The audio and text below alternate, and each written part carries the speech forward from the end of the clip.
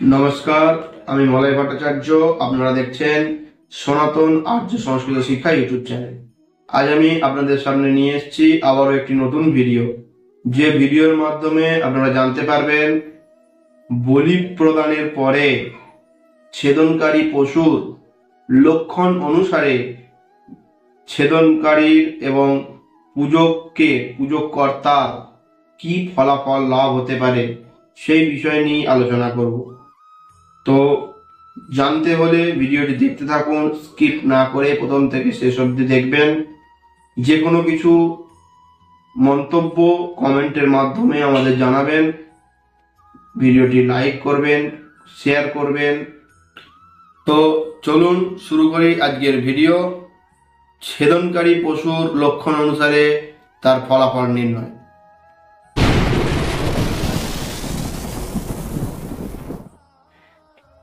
বলির পরে পশুর ছিন্ন মুখ হইতে দন্ত ঘর্ষণজনিত কটকট শব্দ কর্তার মরণের লক্ষণ জানিয়ে দেয়।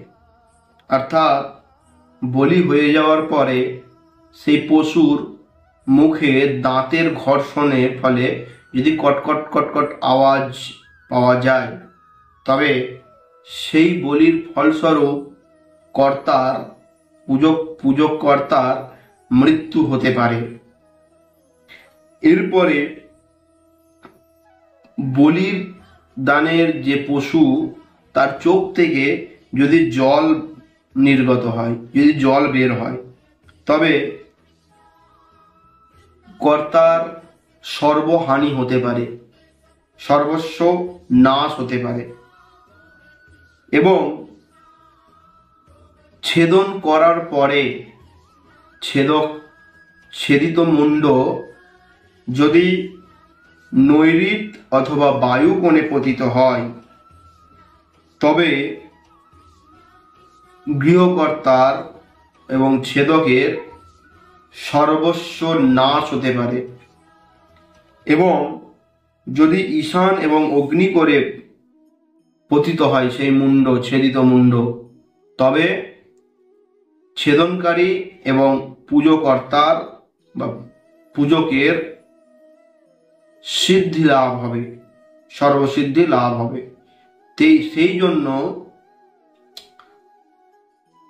অবশ্যই বলি প্রদত্ত পশুর মুখ পূর্ব অথবা উত্তর দিকে, বিশেষ করে পূর্ব দিকে রাখা উচিত, যাতে ছেদন হওয়ার পরে সেই মুণ্ড কোনোভাবে নৈঋত বা বায়ু কোণের দিকে না যায়, সেটা যেন ঈশান অথবা অগ্নিকোণে পতিত হয়।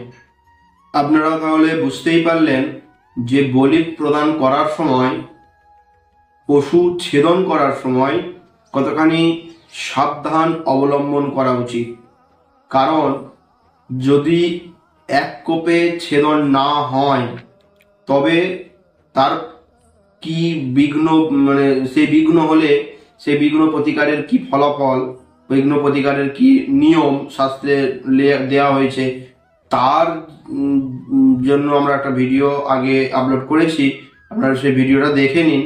এবং এই ছেদন করার পরে পশুর মুণ্ড কোন দিকে পতিত হচ্ছে তার উপরে, এবং তার চোখ দিয়ে জল বেরোচ্ছে কিনা, বা তার দাঁত ঘর্ষণজনিত কোনো আওয়াজ উৎপন্ন হচ্ছে কিনা, এই সমস্ত বিষয়গুলোর উপর লক্ষ্য করে ছেদকের এবং পূজকর্তার বা পূজকের ফলাফল নির্ভর করবে।